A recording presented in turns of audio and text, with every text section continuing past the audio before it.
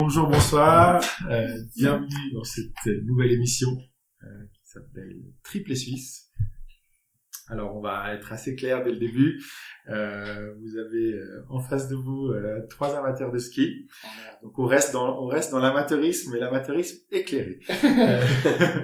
On est les trois Suisses, on habite Genève, on est fans de ski depuis, je pense, notre plus jeune âge. On se situe plus ou moins les trois dans la quarantaine, soit un peu avant, soit un peu après.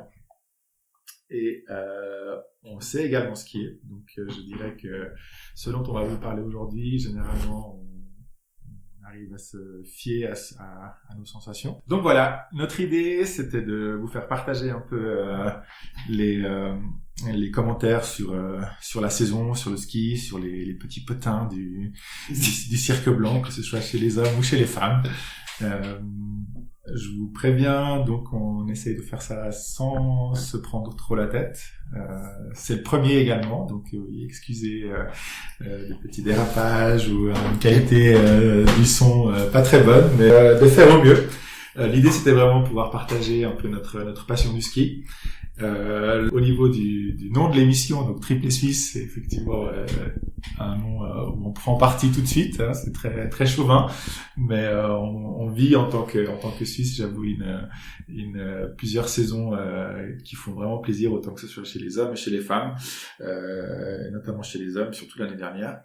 Donc ce sera plus l'histoire d'une discussion entre amis plutôt que de vraiment un podcast sérieux. C'est le café du commerce. C'est le café du commerce, mais on va essayer d'être le plus précis et le plus technique possible. Donc voilà, on fait un petit tour de table. Alors moi c'est Stéphane, je serai un peu le modérateur sur l'émission. On a également Jonas qui nous accompagne et Daniel. Bonsoir. Bonsoir. Donc, je vous laisse messieurs, peut-être vous présenter brièvement. Daniel, le plus jeune de l'équipe, pas encore quarantenaire. Je vais dire que je redécouvre le ski depuis une dizaine d'années, en étant tombé dedans avec une petite pause pendant la vingtaine. Voilà, enfin, donc l'idée c'est juste de comme a dit Stéphane, de faire des analyses en herbe et essayer de prendre le plus de plaisir possible en faisant. On verra.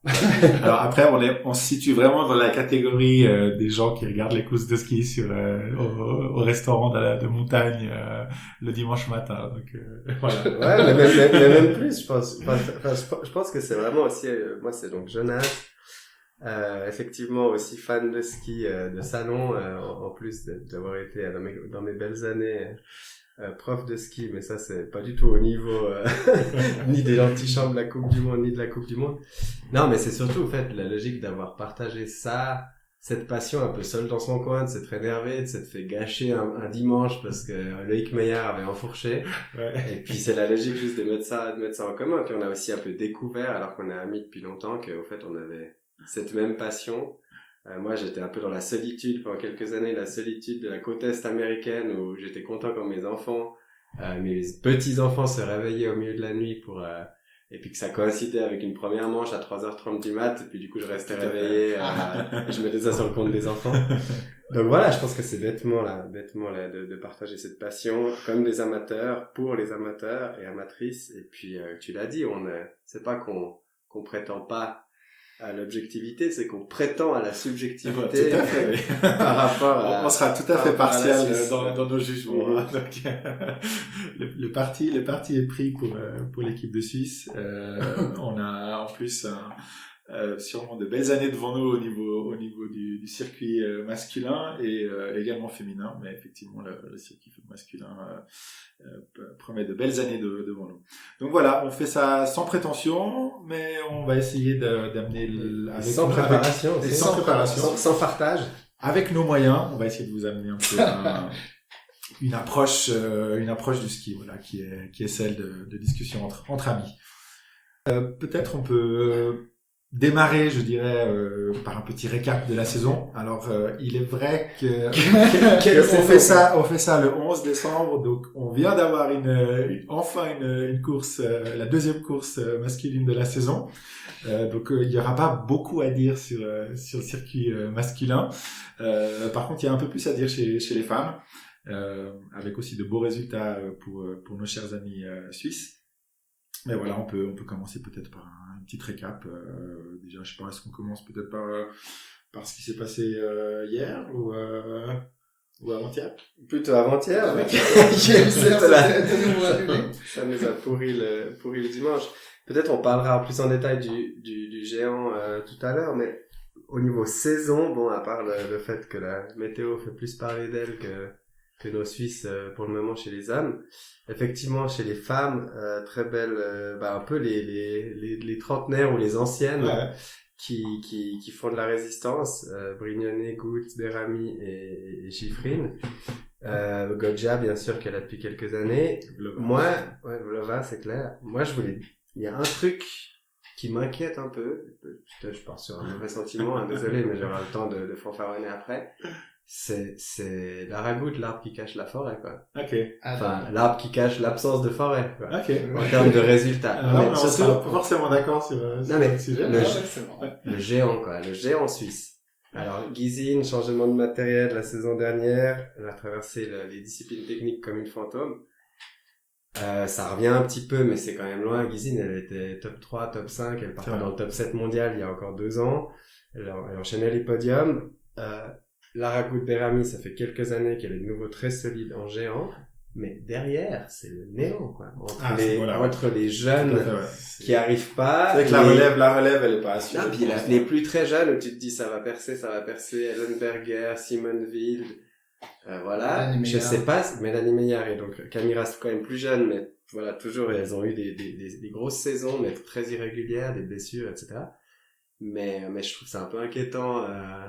Alors voilà, on a encore 1 ou 2 saisons avec Lara Berami qui est, mais je crois que c'est la seule à s'élancer dans le top 7, c'est clair, même dans le top 15. Et puis je trouve ça un peu, je sais pas aussi ce qui se passe avec le ski de géant de Wendy, mais voilà, elle aussi elle a claqué des podiums il y a 3-4 ans. Donc, Non, je vois tout à fait ce que tu veux dire. Quand tu as mentionné Lara Berami, je pensais que tu allais faire une analyse plus sur elle. Tu peux y aller. En soi, mais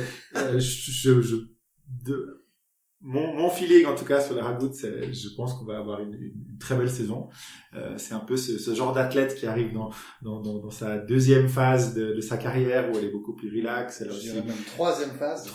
Elle a aussi commencé. On a entendu déjà dès l'année dernière, l'année d'avant, un peu ce changement de discours aussi de l'après-course où finalement la victoire c'est pas forcément ce qui est recherché tout de suite, et je pense que dans le ski c'est aussi très important ce côté plaisir, et je crois qu'elle est vraiment maintenant un peu dans ce moment dans sa carrière où les titres sont plus forcément l'objectif premier, et elle commence à prendre du plaisir, et elle a son ski qui est ce ski qu'elle a montre depuis le début, hein, mais qui est là vraiment, et je pense qu'elle a un potentiel, elle est mûre, elle a un potentiel vraiment pour faire une très très belle saison. Après, au niveau du général, du gros globe, ça, je pense que c'est une mission impossible tant que Schifrin, malheureusement, tant que Schifrin est sur le circuit, ça va être compliqué. Mais bon, elle a ce qu'il faut pour vraiment faire une très belle saison, je pense. Mais comme tu dis, elle a, dans son changement d'attitude, ça se voit même quand elle passe la ligne d'arrivée, où maintenant elle est, autant l'année dernière, tu la voyais énervée quand elle passait la ligne, maintenant c'est, voilà, j'ai pas réussi à lever les bras, puis c'est un peu plus détendu, relax, il y a moins de pression, et c'est peut-être parce que c'est aussi une année où il n'y a pas de gros enjeux, il n'y a pas de mondiaux, il n'y a pas les Jeux Olympiques. Ouais, puis c'est ce genre de sportive qui a été finalement formée dès son plus jeune âge. Elle a grandi dans cette bulle de ski en ayant dès le début sa cellule un peu privée avec son père qui je pense devait être, j'en sais rien, mais qui j'imagine devait être bien derrière à pousser. Donc elle a vécu dans cet esprit de la gagne, et je pense que pour elle c'est un gros changement au niveau de l'attitude, et les résultats pour l'instant suivent. Non, mais je sais pas si vous vous rappelez de Lara Goutte au début, justement, qui était en même temps l'égérie des réseaux sociaux. Ouais. On lui prêtait une idylle avec Bastian Baker, ça vous place la people. Et genre voilà, après elle est revenue de ça, tout le monde avait déjà dit, comme t'as dit, qu'elle était finie, et là elle revient. Ma question, c'est est-ce que cette légèreté qu'elle a retrouvée en géant, c'est presque un suivi un peu inverse. Normalement, les géantistes passent un peu vers la vitesse et sont plus performants en vitesse un peu plus tard. Et là, c'est un peu l'inverse, mais je me demande si c'est pas au détriment de la glisse. Elle perdait un wagon de centième à chaque fois sur les parties plates. Alors, Saint-Moritz, c'est la première course de vitesse. Mais... On verra. Bah, c'était, ce week-end, justement, c'était flagrant de voir, après 15 secondes de course, déjà, bon, bah, c'est fini, c'est mort, Voilà, la piste a apparemment bougé, hein, avec la chaleur. C'est pas moi qui le dis, c'est Tina Weirater qui ça peut empêcher Kodja de passer quand même, d'arriver deuxième. Mais... Ouais. Non, alors je sais pas si vous avez encore un truc à dire chez les femmes. Je crois que chez la femme, on peut dire. Chez la femme. Après, je pense que les candidates, on les connaît, elles sont là, elles répondent présentes, je pense, en tout cas pour l'instant. C'est un peu le même schéma que les autres années, mais toujours avec grand plaisir. Hein. Donc, on se réjouit de voir la suite de la saison. On peut passer un peu. Alors, ce sera rapide, hein, vu que la saison nos espoirs ont été un peu douchés par la neige et le vent. Donc, finalement, on n'a pas grand chose à dire sur la saison masculine, mais on a quand même beaucoup à parler, peut-être dans ce que chacun de nous attend de cette saison. Il y a eu quand même une belle course, samedi. Il y a quand même une belle course. C'était quand même quelque chose c'était peut-être aussi parce que c'était la première et du coup puis la phase de Bellewaerde. La phase de Bellewaerde. Commencer la saison sur une phase de Bellewaerde, c'est quand même quelque chose, et avec les conditions météo, ça donnait quelque chose de assez spectaculaire. En tout cas à suivre, je crois que j'ai jamais été aussi stressé de ma vie. Et bon, le style d'Audi n'a pas aidé, quoi. Oui, c'était du Audi dans le texte, quoi. Il y avait plusieurs portes, il y a que lui qui arrive à pas s'affoler, à garder les skis dans la pente, et puis genre, avec des mouvements de pantin, complètement intempestifs, il a une capacité à, genre, créer de la vitesse, mais c'est impressionnant. Ouais, tu te dis que là, il a perdu la course, puis en fait, le chrono, il est toujours vert. Donc et puis, hashtag, on connaît ses qualités de finisseur, comme à l'époque de Cuche, mais dans un autre style, bien sûr, mais physiquement, le gars, il a une longueur d'avance sur les autres, parce que, alors oui, tu vois, ils sont tous crevés, c'est la phase de Bellewaerde, mais sur les deux manches, il a tenu, sur les deux derniers, et puis il a les meilleurs temps dans la purée de poids, alors qu'il est plus qu'à 30, tu vois, c'est car GPS, il a genre à 32, 33 centièmes, il finit à 1 seconde, c'est dans le dernier mur, et c'est pas la première fois sur cette piste, mais sur d'autres, qu'il envoie du lourd sur les fins de manche, quoi. Ouais. Puis je pense qu'il fait partie de ces athlètes, qui ont bien sûr un don à la base, hein, mais qui savent, travailler leur physique, en prendre soin. Et on le voit dans d'autres sports, hein, mais on est un peu à l'ère du micro-management, que ce soit aussi dans la préparation physique, et on voit il a vraiment des capacités de souplesse, de force, c'est assez incroyable. En tout cas, on essaye, en tout cas pour ma part, j'essaye de pas trop m'exciter, mais effectivement, j'aimerais bien qu'il concrétise et qu'il marque l'histoire du ski, parce que je pense que là on a vraiment quelqu'un qui peut marquer vraiment l'histoire du ski, comme d'autres l'ont fait, hein. Mais voilà, c'est un peu mon sentiment sur Odermatt. Après, petit point sur le slalom. Juste sur Odermatt. La tronche du gars, quoi. Les gars, tu dis le genre parfait, le genre parfait. Non, mais pas la tronche, pas le visage, mais mentalement. Ouais. Tu sais, il y a des gars qu'on oublie, c'est Pinturo qui gagne le globe de cristal, il dévisse la saison d'après. Ouais. T'es dans une saison, tu l'as dit avant, il y a pas de mondiaux, il y a pas de JO, faut se remotiver et tout ça. Les attentes, le gars, il a quand même fait 5 jours à Cervinia pour rien, il a fait 5 jours, 10 jours au States, il s'est blessé pour rien, et le mec, il arrive en mode, t'avais déjà les articles, on en parlait, le mec qui disait, ouais, il est déjà perdant avant d'avoir poussé les piquets, n'importe quoi. Ouais. Et puis surtout, le gars qui répond présent à la première course avec une relative simplicité, puis surtout de la marge, quoi. C'est avec plein d'erreurs, quoi. Et finalement, c'est ça qui te fait espérer d'une carrière, Alors, ce sera je pense nos points de repère sont assez suisses, hein, une carrière à la Federer. Il a le potentiel pour être ce genre, ce genre d'idéal qu'a été Federer. Ouais, effectivement, ouais, on sent que c'est un peu un autre animal que tous les autres, en tout cas pour l'équipe de Suisse, hein, pour les skieurs suisses. On a toujours eu des gens très bons dans les disciplines, mais là, effectivement, on a un peu quelqu'un qui sort du lot, hein. Après, je sais pas, le slalom, est-ce qu'on veut en toucher un mot? Je pense qu'il y en a eu... Il y a quand même un triplé. Pas suisse. Oui. Autrichien. C'est vrai que, je pense que ça leur fait du bien. Quel slalom. Ça leur fait du bien. Quel slalom. Quel slalom. Il y avait les activistes du climat, là. Mon highlight de la deuxième manche. Qui s'est énervé avec les activistes? C'est Henrik Kristoffersen soutenu avec une tape dans l'épaule par Marc Rochat sur les images. Tu vois Marc Rochat qui va ouais, bien joué, Loïc. Bon, bah, d'ailleurs, Kristoffersen qui a encore fait parler de lui ce week-end parce qu'il s'est plaint de l'annulation de la course. Selon lui, là, ça aurait pu se jouer. Ça aurait pu se jouer. Puis il était même dans le journal People. Je l'ai reçu sur ma notification d'un sombre journal People que je tairai le nom. Je veux pas voir ton centre de médecine, bien sûr. Je sais pas, Jonas, un petit mot sur ça t'inspire pas trop? Non, mais ça m'inspire pas trop. Ça m'inspirait plus les courses, les courses de Saint-Moritz, mais plutôt dans un trend un peu sur la saison féminine avec Goggia. Moi, alors, oui, Shiffrin va être très dur à battre aussi parce qu'elle a cet objectif des 100 victoires et puis elle va envoyer on l'a vu, elle gagne en descente, donc elle peut gagner dans toutes les disciplines. Mais je dois dire, la stabilité de Goggia, il y a eu quelques fautes lors de la descente, mais franchement, c'était pas du Goggia où t'as l'impression qu'elle peut tomber, où elle peut se désunir à chaque courbe, dans les mouvements de terrain où des fois elle a eu du mal par le passé.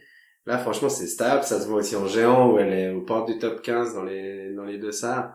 Alors, c'est pas suffisant, mais pour moi, derrière, avant de parler de la Ragotte-Terami pour le général, et puis les Brignone, enfin les Italiennes, comme derrière Shiffrin, plus que Vlhova, plus que. C'est vrai qu'à défaut des Italiens, les Italiennes sont vraiment bien. Là, ça c'est clair. Je crois que de mon souvenir d'époque, c'était Christoph Innerhofer, le premier Italien qui m'avait marqué quand je suis revenu dans mon intérêt avec le ski. Ouais. Mais c'était l'époque où ils avaient encore une grosse équipe de géants. Ouais. Avec les Simoncelli, avec le Liechtensteinois, je me souviens plus de son nom. Ouais, bon, Michel. Marco Michel. Maintenant, c'est tous des commentateurs, cette équipe. Ou des coachs. Ouais. Sans parler d'Alberto Tomba, mais bon, ça c'était c'est trop longtemps. Je fais un tri-break. Juste pour voir. Ok, j'en ai de retour. Donc là, maintenant, on va aborder un peu une petite section de l'émission où on va chacun prendre un sujet et essayer de développer un petit peu. Je crois que je vais commencer. Hein. Donc pour moi, ce sera un peu le slalom masculin. J'avoue que j'ai une certaine frustration sur le slalom masculin. Alors par définition, c'est une discipline qui est favorable aux coups de poker, aux mecs, aux skieurs qui sont dans un bon jour. Enfin, il y a vraiment plein de paramètres qui est en fourche. Il y a plein de paramètres, il y a plein de choses qui font que c'est une discipline qui est plus volatile que d'autres en termes de résultats. Mais ouais, effectivement, on a eu un peu cette vague de slalomers suisses qui était on était plein d'espoir pour cette discipline avec Ramon Seinhäuser, Yule, Loïc Meillard, Lucas Remy à un moment. Seinhäuser, c'était un peu pour moi je m'attendais un peu comme Usain Bolt en sprint, un peu ce nouveau gabarit du slalom. J'avais pensé à la comparaison. qui fait qu'il aborde effectivement les portes de façon différente, il prend des courbes différentes, et c'est vrai que c'était très très prometteur et voilà. Après, on peut pas. Ça reste. Les gars, ils sont encore les 3 dans le top 7 mondial. Ouais, bien sûr, mais il y a cette régularité au niveau des résultats qui ça pêche un peu. Et puis c'est surtout, il y a rarement, genre, le triplé autrichien, dans les disciplines techniques, ou en slalom, je l'avais déjà vu. Oui, ça, on les a vus. J'ai jamais vu un résultat d'ensemble qui cartonne des Suisses. Des fois, t'as, effectivement, les valeurs sûres, c'est quand même, le on a second 3 dans le top 10, tu vois. Ouais, c'est ça. Mais c'est jamais le truc où t'as l'impression qu'ils skient pas complètement sur leur potentiel. Peut-être à l'exception de Yule, qui est le... Ouais, il a ce côté un peu, va-t-en-guerre et il peut passer à côté aussi. À fond, mais voilà. Mais voilà, donc c'était un peu pour partager un peu cette frustration sur le slalom masculin. Voilà, au fil des émissions, on abordera d'autres sujets, mais voilà, c'était ce qui me venait en tête après ce triplé autrichien. Donc voilà, je sais pas, maintenant peut-être Daniel ou Jonas, si vous avez un... Ouais, non, bon, on a évoqué ça un peu avant, mais voilà, il y a eu ce côté cocorico dans la couverture médiatique du début de saison de Lara Gut-Veramy. Ouais, le général, quand elle avait réussi à gagner le Grand Globe, etc. C'est un remake. Et puis, en fait, à l'époque, elle était beaucoup plus solide dans les disciplines de vitesse, pardon.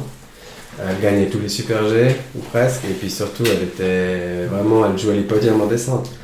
Et là, quand je vois son niveau, puis en comparaison, une Goggia qui est devenue beaucoup plus stable, les résultats ont toujours été là, mais Goggia, je pense qu'elle s'est blessée d'ailleurs assez gravement à peu près à chaque saison depuis qu'elle enchaîne des victoires, ce qui n'empêche pas de gagner des globes, voire même de courir au JO, alors que tous les médecins, à Pékin, tous les médecins ils disaient tu vas pas faire des JO, elle chope l'argent derrière Corinne Sutter.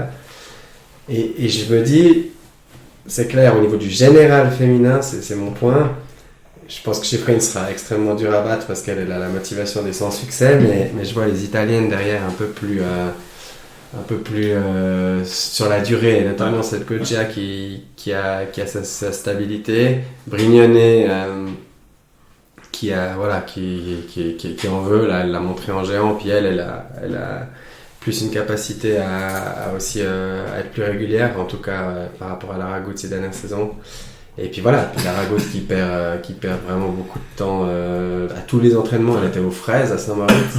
Alors elle dit elle-même, elle doit reprendre la confiance, etc. Mais au moment où tu reprends la confiance, tu as 300-400 points de retard au général.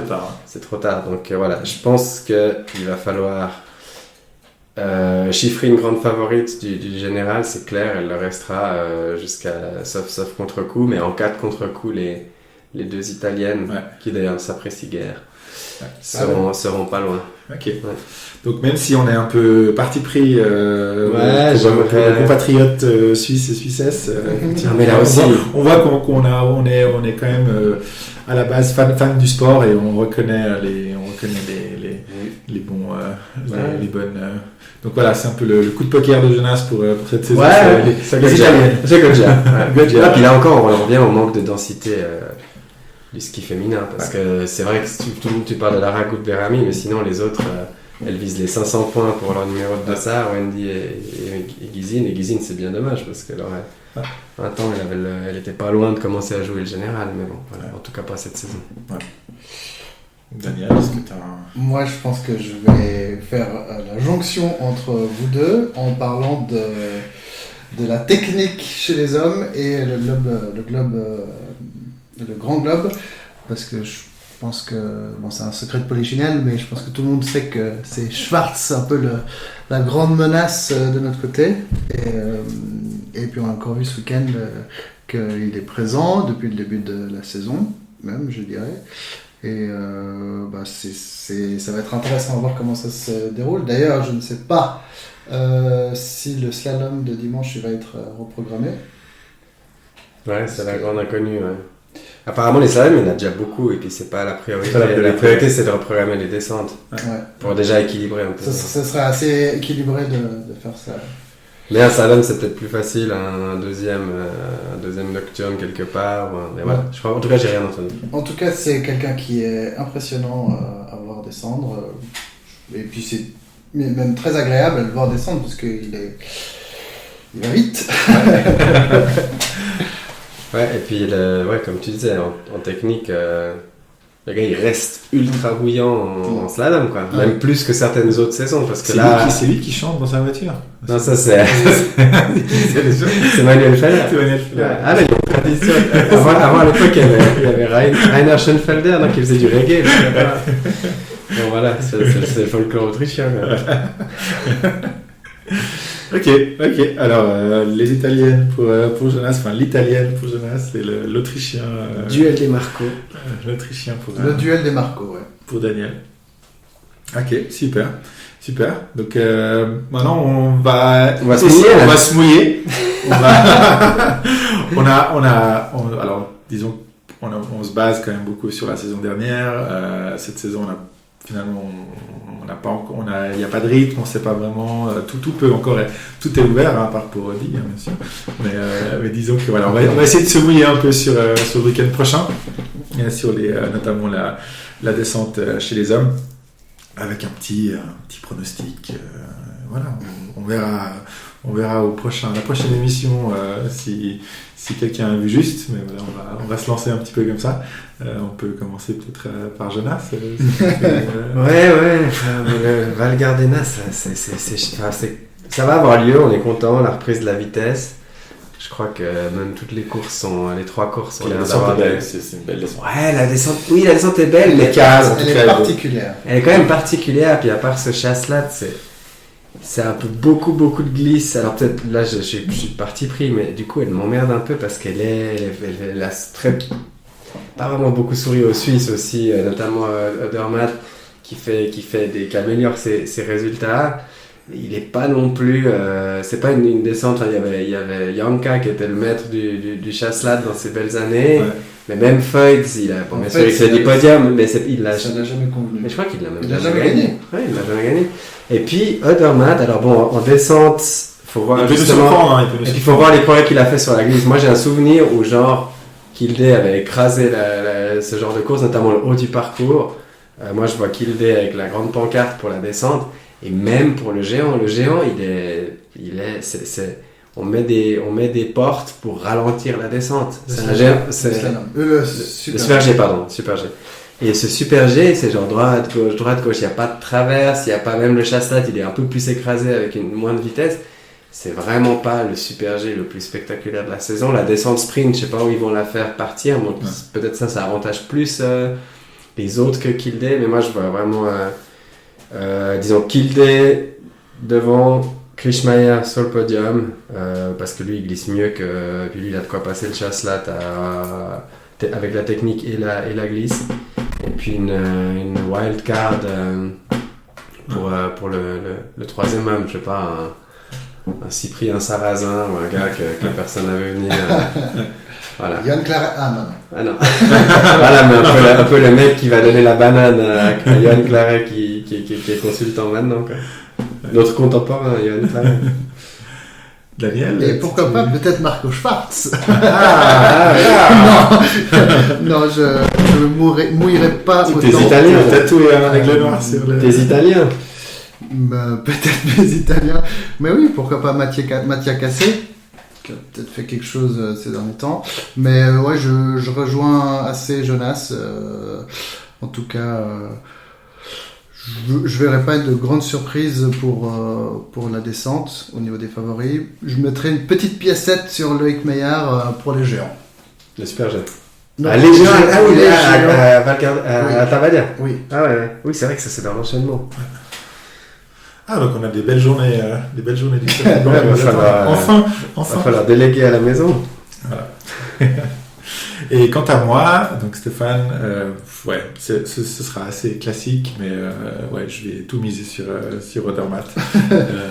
Je pense sérieusement, je pense qu'il peut. Les 5 courses. Non, mais il peut vraiment, il peut nous épater, même sur des courses qui sont pas forcément faites pour lui. Je crois qu'on n'a pas encore tout vu chez lui. Et voilà, c'est très parti pris, c'est un peu dans l'excitation, je pense, c'est un peu une conséquence de la saison dernière. Après, on sait pas exactement comment le calendrier sera fait jusqu'à la fin de la saison, s'ils vont reprendre des pistes, mais comme je crois qu'il y avait un article de Johan Claret là chez Eurosport qui justement parlait du déficit de points pour les disciplines de vitesse, donc ça peut peut-être avoir à la fin de la saison, ça peut avoir une influence sur le général, mais je vois bien vraiment une grosse confirmation d'Odermatt vraiment sur le général, la descente et notamment la Val Gardena. Je pense qu'il va nous surprendre. Mais ça voudrait dire juste en parenthèse que c'est un autre niveau que l'année dernière. L'année dernière, il y avait 4 courses. Et je sais pas si vous vous rappelez, les géants d'Alta Badia, il y en avait déjà 2. Il les avait gagnés les 2, mais chaque fois, ou là il a fait 3e sur le premier, puis gagné le 2e. Mais chaque fois en skiant, j'exagère un peu, mais une manche sur 2, quoi. Il était claqué, quoi. Tu voyais qu'il avait plus l'influx pour 2 manches de même facture. Ouais. Donc ça voudrait dire qu'il a franchi un cap au niveau physique, parce qu'il y aura une course de... Mais je te demande bien sûr parce que tu qu'à être contredit. Et qu'à avoir tu penches sur la passe de 5. Genre 5 pas dire. C'est un pari risqué. Je pense juste pour mettre tout le monde d'accord. Juste pour faire taire les mauvaises langues et vraiment les jaloux. Les jaloux. Asseoir vraiment. Ouais, d'emblée, genre mais effectivement, sur le géant, je pense que c'est possible. Mais alors, moi, je crois pas que ce soit. Ce qui veut pas dire qu'il aura pas le niveau sur Bormio, Kitzbühel, Wengen. Surtout Kitzbühel. Marcel Hirscher l'aurait fait. Sauf que Marcel Hirscher faisait pas le dessin. Il a fait quelques super jeux. Ouais. Bien, bon bah. Voilà, on va faire le tour, mais donc voilà, vous comprendrez bien que c'est. On travaille les trois, le ski ça reste une passion. On essaye un peu de transmettre notre passion, mais voilà, comme vous allez l'entendre, c'est vraiment basé sur l'idée qu'on avait, c'était vraiment d'avoir une discussion entre amis sur le sujet et de pouvoir la partager. Voilà, donc on va mettre ça en ligne, on va aussi devoir faire face à certains commentaires, certainement. D'ailleurs, si vous avez des commentaires mais il faut être un peu indulgent, c'est notre première. On n'a pas forcément toutes les stats et tous les datas sous les yeux. On n'en a aucun. On n'en a aucun. Je peux vous avouer qu'on a les trois une feuille blanche devant nous.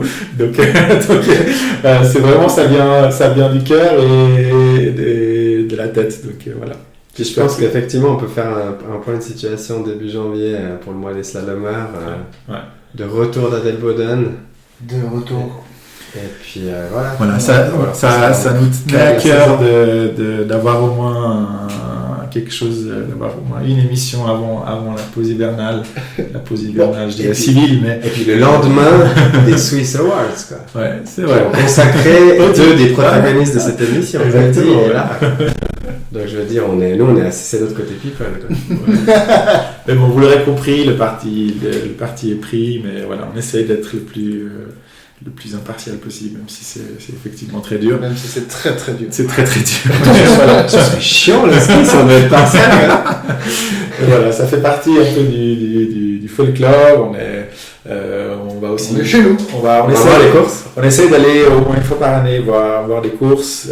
C'est toujours sympa d'avoir aussi cette version live, que ce soit sous le nom de la piste, soit dans l'air d'arrivée, mais voilà. Ouais.